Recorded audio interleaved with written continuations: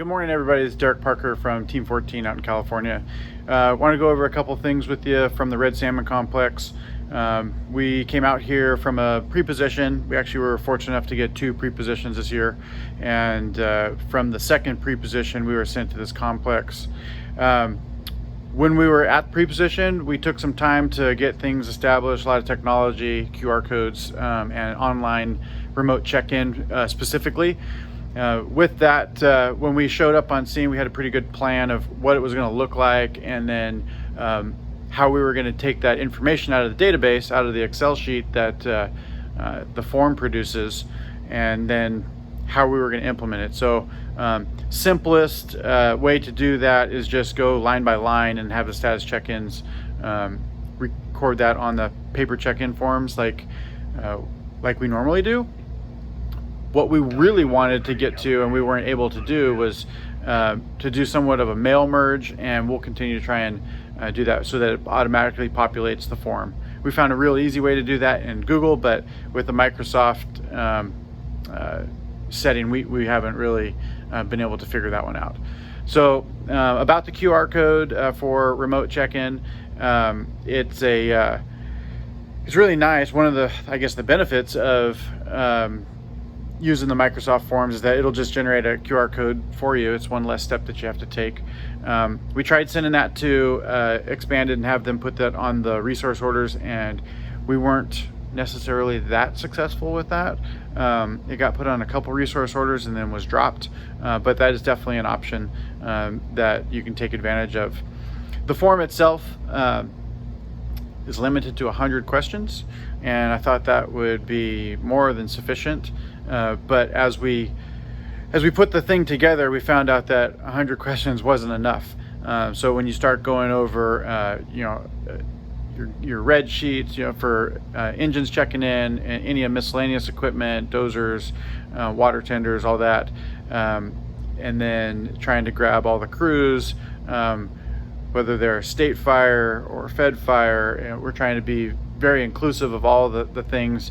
We actually cut out aircraft, and then one of the first things that came in to try and check this new online remote check-in thing out was an A number. So you're kind of short on what you can put in there, and you do burn up all 100 questions when you do that. Other options that we saw some of the other teams doing were having multiple check-in forms.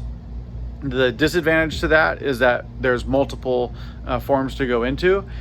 What we saw with that also, when the other teams told us about it, is that you had let's say a contract water tender driver would just grab a crew and online check-in and would check himself in under the crew, and the questions wouldn't line up for what they're doing, so it was a little difficult.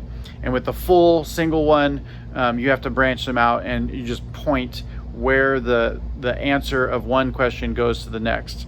One of the benefits of that is that we were able to ask a simple question: what's your email address that you'll be using on the incident? And then we grabbed that, and every day we would go through and we would populate our email list. And so when people were able to get into cell service and they would check their emails, they would get in there and they'd have a map packet and IAPs, so they would be available on their phone.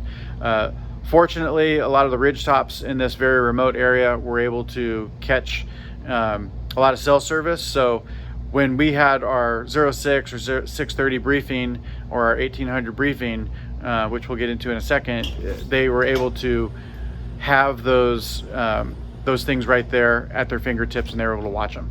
So we'll move into demob. So we did the same process with demob. We did have to actually generate two separate QR codes. One of them was then to get them into the demob process, and then we expanded the sheet to allow supply, comms, ground support, and time to go in and initial that they had been done. So when the demob unit leader went in, they looked up the person's resource number, and then they said, okay, yes, you have all the signatures in here, and it became our virtual 221. speaking of time, just kind of touch on that. We helped finance create the CTRs and shift ticket QR code, and that was used a lot. If that wasn't used, people just used a PDF copy and they sent that in. For the IT folks, there's some issue with multiple signatures in Adobe. If you just use the markup or you use some of the Adobe products, it just makes the file bigger and Adobe has to process that, so it can cause some delay. And that's why the QR code became a little bit more in favor. So moving on, let's talk about FireNet for a second. With FireNet, we really started to utilize, all the guests that you can put into the email group and then dropping them into FireNet. Our transition, we're transitioning with Type 1 team, Team 4. So our transition document and our narrative were done in Teams. Historically, we'd get somebody to bring over a thumb drive and cut and paste and do a lot of that. This has been really easy. Just gave a quick tutorial on getting them to hit the edit button and put the information in and then just hit close. And next thing you know, we had a 40-page document filled out in relatively quick time. So that was really good. As far as what we had created, going back to those pre-position times, we created our forms in the team environment in Teams for our own team. And then we just copied the forms that we had made and we moved them over to the incident FireNet account that was created. So that was really good. We didn't have any lift when it came to that. Talk about documentation. So with documentation, the Klamath, the Six Rivers, and the Shasta T all agreed that they would go with an electronic DocBox package. The document leader got started on that, and we were struggled a little bit because we had him working off a flatbed scanner and his iPhone. So he would use one of the free apps on his phone, CamScan, and he was able to get it done, emailing himself and putting things in there. But once we got a SnapScan established, his job got a whole lot easier. So the recommendation for utilizing a SnapScan on an incident is very high if they want a fully electronic DocBox. For SIT, not a lot. The fobs went fobbing, and we utilized ArcGIS Online and set up the dashboard for our meetings that we'll talk about here in a second on Zoom. We just flash the dashboard up there so they get the progression map pops up, and it runs day by day, so you can watch the progression as they are just sitting there on pause and waiting for the meeting to start. But it gives the acreage update, and that's pretty good too. So that's a success for us. Now briefings and meetings. So briefings and meetings, we wanted to get a way to get all the information out and not completely bog us down here in camp with getting the information out. So we originally had an in-person briefing, and then we had a radio briefing. That in-person briefing, we were using Teams initially, some issues with using Teams and permissions, and it became much easier for everyone to just use Zoom. So Forest Service gave us a Zoom account, and then that really improved our success at the briefings and meetings. And then we combined the radio in there with one of the Comtechs. He put a thing in where it's just a toggle switch. So we do our briefing just like normal. If you're going to speak for over 90 seconds, you just break. He'll give you a little 4-second break, and then you fire right back up.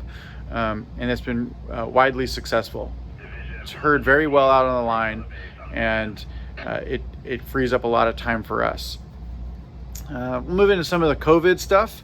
So COVID, masking has been the deal everywhere in camp. Really only not wearing it just for this, so that you guys can read my lips.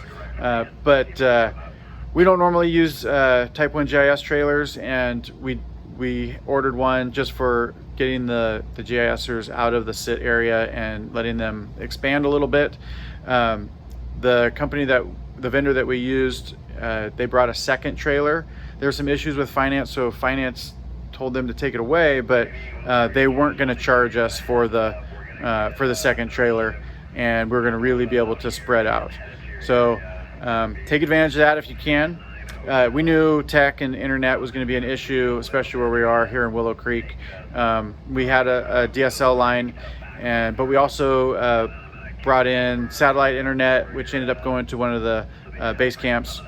And we used something we haven't used before, which was microwave internet. So the microwave internet was very good, and we took advantage of that. That's actually what's streaming our bigger briefings.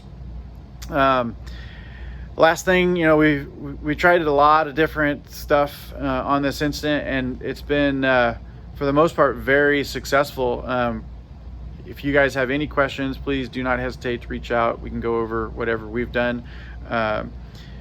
It's been a big hit using the Zoom and Zooming the briefing and the planning meetings. That's probably the biggest one that we have success with. And then the online check-in, we've had a lot of success getting in those things that have not typically checked in before, that go right up to the line.